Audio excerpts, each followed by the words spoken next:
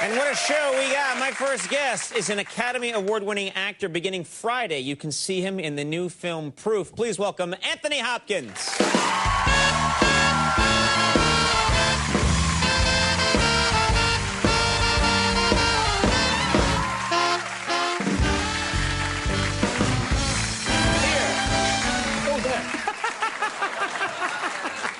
I should have used a deodorant. Yeah.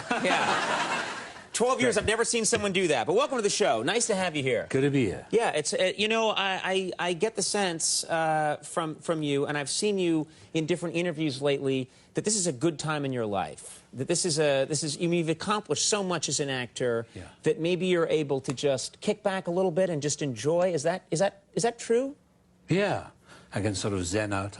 Zen out? Are you in a good space right now as a human being? So. Yeah, what is it? What is it when you say zen out? What is it you're doing? Well, I just don't take anything seriously anymore. Right. You like that? Yeah. People respond to that. I think people are attracted to that kind of. So many people in the world right now are just so uptight about getting to a certain place, and you're not. You're where you want to be.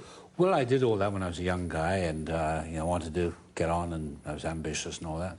But a few years ago, I thought I've had enough of getting, tense about things. So I thought, well, gradually I just begin to relax and not worry about things, and then it all seems to fall into place. And I think getting older helps as well. Right. So I now, I work. I've got a couple of movies, and I actually paint, and I write music, and walk and read and all that sort of thing. And then if a job comes along, a piece of filming or something, I'll do it, and as long as it's an interesting script. Let's see, that's interesting, because a lot of people, I know I'm one of those people that's always deciding, I'm going to just try and be a more relaxed person now. Yeah. And then 5 minutes later, I'm like, yeah, I'm going to be really relaxed. I'm going to really... And then I find that you can tell yourself you want to do that as much as possible, but it's the rare person who can actually do it.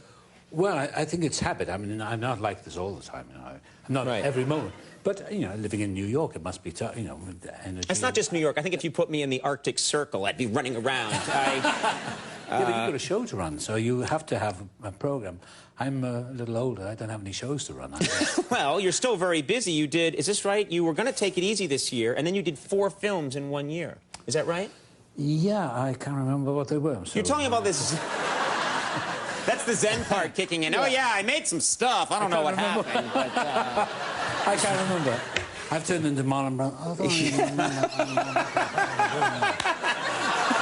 He got to his Zen place. It just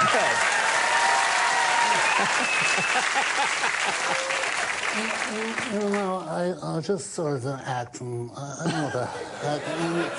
And if it's about anymore, and it's so boring. He said, Marlon Brando said an amazing thing. I remember reading this quote by him, and I don't know if this quote was like 15 years ago or 20 years ago, but someone was saying, but don't you want to get back and do more movies? And he said, I just like eating ice cream. I remember hearing that quote and thinking, that's just so honest. And, you couldn't argue with that. Yeah. He's right. We should all just go and eat some ice cream. Yeah. No, not you people, no. Get to work, all of you. No, but you did four films in 1 year. Yeah, I really can't remember.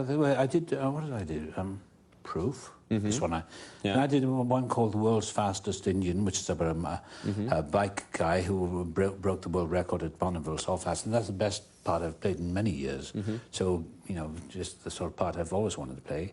Then I did a movie with Sean Penn, and I'm going to do one with Robert Zemeckis, and I'm doing one with Emilio Estevez, and one again in January. So I don't know. So yeah, it's so funny when you decide I don't think I want to work as much anymore. Suddenly everybody wants you to work. That's it. It's some kind of philosophical, metaphysical thing. If you sort of relax and say, okay, let it happen, and it tends to. I don't know how it works, but if you're struggling and trying to get there, when you're young, it's okay. You want to grab onto everything. And I used to be afraid to say no to anything because I think, well, I may never work again. Right. But I watch young kids, and I teach sometimes at UCLA, and they're all very intense. And I say to them, I said, to take the pressure off, do you realize that if you never acted again, the world would not stop?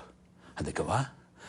The world wouldn't stop if That's you a never revelation to most people in Hollywood, I think, unfortunately. And I'd like to say that if you never did it again, nothing would change. The world would go on, and, you know...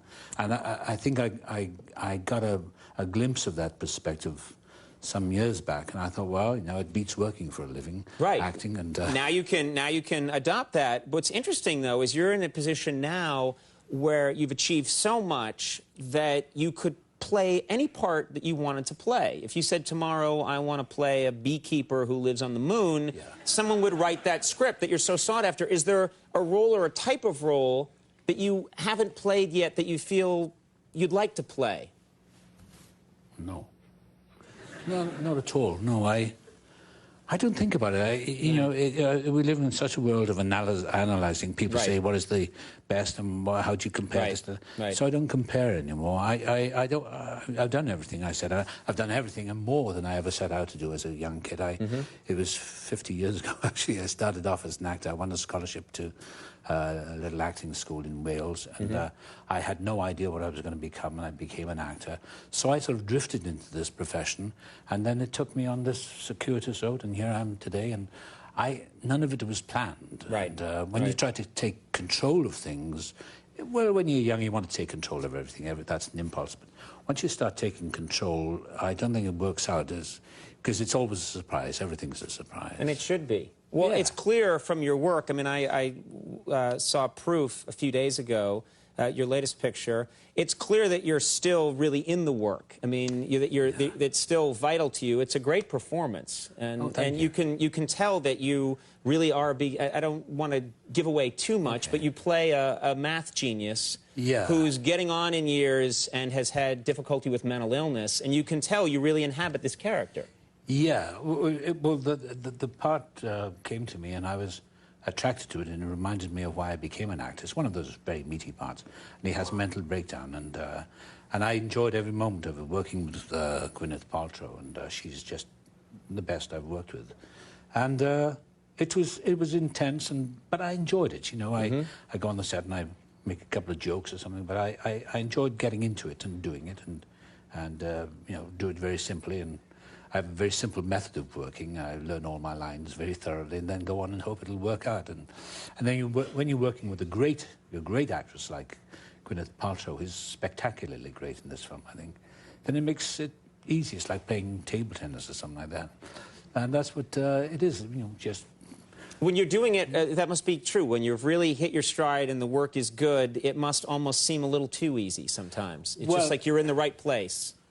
Yeah, I suppose you could call it in the zone. You know, you work instinctively, and we're getting very serious. That's all right. I mean, you're Anthony Hopkins. This is the kind of interview I would want to have with you. I'm going to dump baked beans on another guest. Tune in later for that.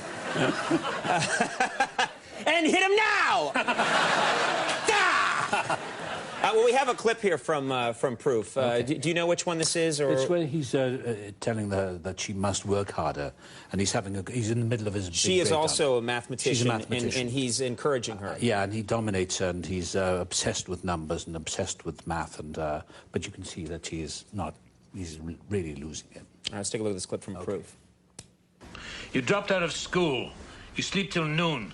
You eat junk. You don't work. Dishes pile up in the sink. Some days you don't even get out of bed. Those are the good days. Those days are fever days, and you sweated them away. You'll never know what oceans of work you lost because you were moping. Moping in your unmade bed. Always moping, Catherine. Up until 4 in the afternoon sometimes, Catherine. I have you on my clock. You know I'm right. I've lost a few days. How many? I don't know. I bet you do. I bet you count. Knock it off. How many days have you lost? A month. Around a month. Exactly. We've all had moments like that with our father, I think. Not always about math.